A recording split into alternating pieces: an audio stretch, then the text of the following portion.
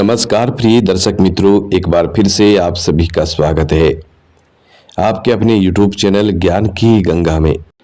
प्रिय श्रोताओं, आज फिर नया वीडियो नई जानकारी लेके हम फिर से हाजिर हुए हैं। मित्रों, आज की ये कहानी बड़ी मोटिवेशनल है, बड़ी प्रेरणादायक है। साथियों, इस कहानी को सुनने मात्र से व्यक्ति के घर में सुख समृद्धि आने लगती है। पुत्र पर यानी औलाद पर कभी कोई विपत्ति, कभी कोई संकट नहीं आता। घर में धन धान्य की कमी नहीं रहती है और रुके हुए काम बनने लगते हैं, बिगड़े हुए काम सुधरने लगते हैं और माँ लक्ष्मी की असीम कृपा होती है। जिन लोगों के घर में आए दिन कलह रहता है, झगड़े होते हैं, चाहे वे झगड़े पति पत्नी में हो, चाहे पिता पुत्र में हो, चाहे सास बहू में हो, चाहे पड़ोसियों के साथ हो, वो झगड़े समाप्त हो जाते हैं और घर में सुख समृद्धि का वास होता है। प्रिय दर्शक मित्रों, यदि आपके घर में भी रोज कलह रहता है, रोज झगड़े होते हैं, आए दिन लड़ाई झगड़े रहते हैं, तो साथियों आप इस कहानी को जरूर सुने। प्रिय दर्शक मित्रों, यदि आपके घर में भी धन की किल्लत है, धन संबंधी परेशानियों से बहुत परेशान है, मेहनत खूब करते हो, धन की बरकत नहीं होती, धन घर में रुकता नहीं है, जिस तरह से पैसे आते हैं ठीक उसी प्रकार चले जाते हैं, घर में हमेशा गरीबी बनी रहती है, तो दर्शक मित्रों आप इस कहानी को पूरा सुने, अंत तक सुने। आशा है कि इस कहानी को सुनने मात्र से आपके घर की दरिद्रता दूर हो जाएगी और आपके घर में माँ लक्ष्मी का वास होगा। भगवान श्री हरि विष्णु की असीम कृपा आप पर होगी। साथियों, इतना ही नहीं, इस कहानी को सुनने मात्र से बड़े बड़े असाध्य रोग और बीमारियां भी दूर हो जाती हैं। इस कहानी को सुनने मात्र से भगवान यमराज की भी असीम कृपा होती है। घर में अकाल मृत्यु का भय नहीं रहता। तो मित्रों, कहानी शुरू करने से पहले आप हमारी YouTube चैनल ज्ञान की गंगा को जरूर सब्सक्राइब करें, बेल आइकन ऑन करें, अच्छे अच्छे कमेंट किया करें, ताकि आने वाले हर वीडियो का नोटिफिकेशन सबसे पहले आपको मिले और आप उसका फायदा उठा सकें। तो अब शुरू करते हैं मित्रों आज की प्यारी सी पावन पवित्र कहानी, पावन पवित्र कथा। मित्रों, ये बहुत समय पहले की बात है। उत्तर दिशा में एक समृद्ध राज्य था जिसका नाम था विजयगढ़। चारों ओर हरे भरे खेत, सोने जैसी फसलें, ऊंचे महल और सख्त सेना।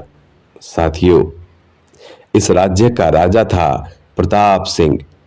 प्रताप सिंह बहुत बड़ा वीर था, साथ ही पराक्रमी था, लेकिन इनके मन में एक दोष धीरे धीरे घर कर गया। वो दोष था अहंकार। प्रिय दर्शक मित्रों, वह स्वयं को ईश्वर का प्रतिनिधि मानने लगा था। उसका विश्वास था कि राजा का निर्णय ही धर्म होता है और धर्म से ऊपर कोई नहीं होता। यही सोचकर वह स्वयं को भगवान की उपाधि देने लगा।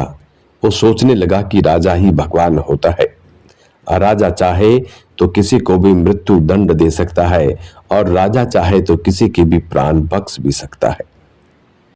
प्रिय श्रोताओं, अब एक दिन की बात है। विजयगढ़ से कुछ कोस दूर एक छोटा सा गांव था, बीरामपुर। बीरामपुर में ही रहता था एक गरीब ब्राह्मण रघुनाथ। उस गरीब ब्राह्मण रघुनाथ के पास न तो धन था, न ही भूमि थी और न ही कोई प्रभाव। बस एक टोटी सी झोपड़ी और एक गाय और प्रतिदिन भगवान की पाठ पूजा। सुबह शाम प्रतिदिन भगवान की पाठ पूजा ही उसका जीवन था। लेकिन प्रिय भक्तों, रघुनाथ के पास जो था वह हर लोगों के पास नहीं था। बहुत से लोगों के पास नहीं होता। वो थी करुणा। मित्रों, करुणा हर किसी के पास नहीं होती है। चाहे पैसा, धन, दौलत कितना भी हो, लेकिन जिसके पास करुणा नहीं है उसके पास कुछ नहीं है। प्रिय भक्तों, गांव का कोई भूखा हो तो वह अपना हिस्सा उसे बांट देता। कोई पाथिक आए तो उन्हें पानी पिलाता और आश्रय देता। कोई दुखी होता तो बिना पूछे उसके साथ बैठ जाता। और उसके दुख को अपना दुख समझकर उसकी सहायता करता। प्रिय श्रोताओं, अब एक दिन विजयगढ़ के राजकोष से सोने के सिक्के चोरी हो गए। राजमहल में हड़कंप मच गया। राजा प्रताप सिंह क्रोधित हो उठा। उसने बिना देर किए आदेश दिया कि चोर को खोजा जाए और उसे पकड़कर राजमहल में लाया जाए। जो भी संदेह में हो वो अपराधी है। राज दरबार में कुछ स्वार्थी मंत्रियों ने अपना दोष छिपाने के लिए उस गरीब ब्राह्मण रघुनाथ का नाम ले दिया। प्रिय भक्तों, उन दुष्ट मंत्रियों ने अपने राजा से कहा कि महाराज, वो गरीब ब्राह्मण अक्सर राजमहल के बाहर आता जाता है, बहुत गरीब है।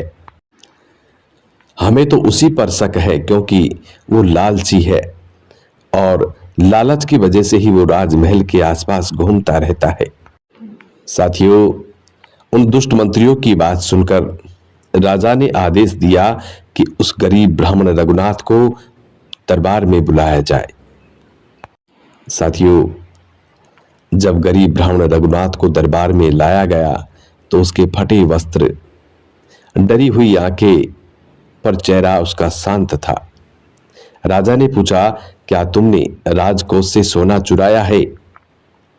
मित्रों, तब रघुनाथ बोला, नहीं महाराज, मैंने जीवन में कभी पराया धन नहीं छुआ। प्रिय भक्तों, राजा हंसा।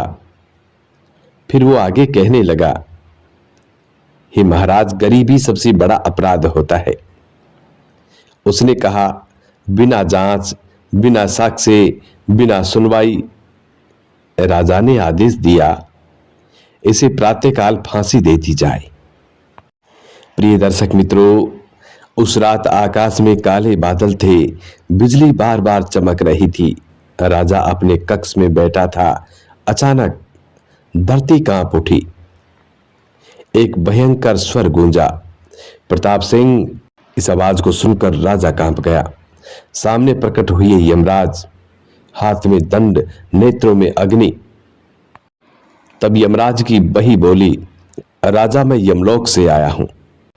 यमराज की बही कहने लगी कि राजा, तूने आज एक निर्दोष को मृत्यु दंड दिया है। ये अधर्म है, अहंकार है। तब राजा बोला,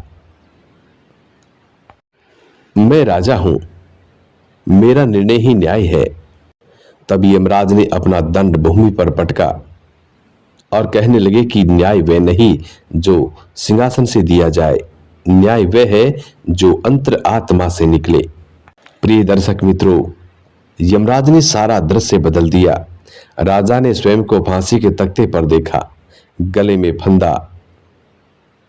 भीड़ मौन, सारी भीड़ मौन खड़ी थी। यमराज बोले, ये वही दंड है जो तूने एक निर्दोष को दिया। राजा चीखा, नहीं, मैंने गलती की है, मैं प्रायश्चित करता हूं। तब यमराज बोले, यही तुम्हारा प्रायश्चित होगा। राजा बनकर न्याय करना सरल है, सेवक बनकर न्याय का बोझ उठाना बहुत कठिन होता है। अब तू राजा नहीं रहेगा। राजा प्रताप सिंह रो पड़ा। उसने मुकुट उतार दिया और उस गरीब ब्राह्मण रघुनाथ के चरणों में गिरकर बोला, मुझे क्षमा कर दो। तब रघुनाथ ने उस राजा से कहा कि राजन, जो अपनी भूल को मान ले वही सच्चा धर्म जानता है। प्रिय दर्शक मित्रों, उसके बाद राजा प्रताप सिंह ने राजपाट को त्याग दिया। वह आश्रम में रहने लगा, सेवा करने लगा और विजयगढ़ में न्याय और नियम बदल दिए गए। बिना जांच कोई सजा नहीं। पहले उसकी जांच हो, सुनवाई हो, कचहरी लगे, कचहरी में बहस हो, उसके बाद सजा हो। प्रिय दर्शक मित्रों, आज भी बिरहामपुर में एक झोपड़ी है, उस पर लिखा है कि यहां पर वो रहा जिसके पास कुछ भी नहीं था, पर जिसने किसी को खाली हाथ नहीं लौटाया। प्रिय भक्तों, यमराज की बही आज भी खुली है। अपराध करने से डरें। यमराज की बही आज भी खुली है। वह यह नहीं देखती कि तुम क्या हो, तुम राजा हो, भिखारी हो या कोई दादा हो, कोई डॉन हो, बल्कि ये देखती है कि तुम कैसे हो। क्योंकि ईश्वर तुम्हारी पूजा नहीं देखता, तुम्हारी नियति देखता है। तो मित्रों, कर्मों का फल सबको भोगना पड़ता है। व्यक्ति जैसा कर्म करता है, फल वैसा ही मिलता है।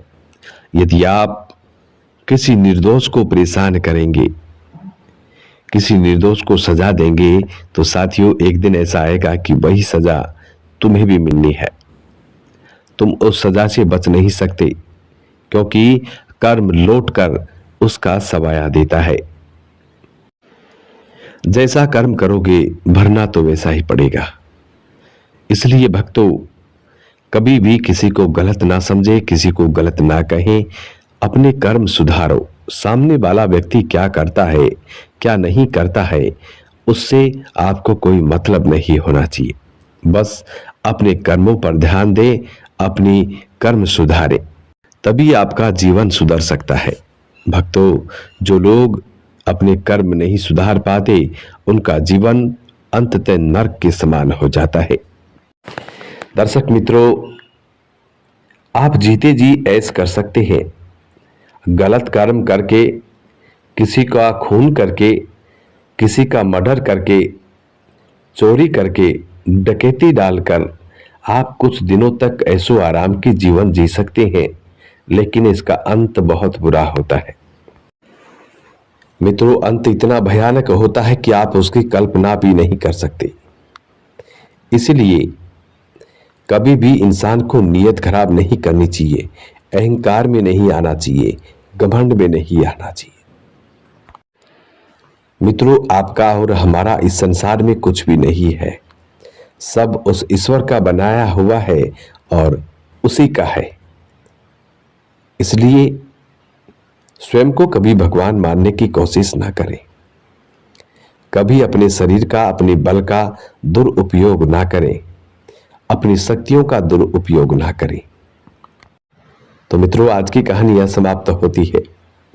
आशा करते हैं कि आज की ये कहानी आप लोगों को बेहद पसंद आई होगी और इस कहानी से आप ढेर सारे लाभ जरूर उठाएंगे। अब मिलते हैं साथियों आने वाले नेक्स्ट वीडियो में। तब तक आप अपना ख्याल रखें। जी नमस्कार, धन्यवाद। हर हर महादेव, जय भोलेनाथ।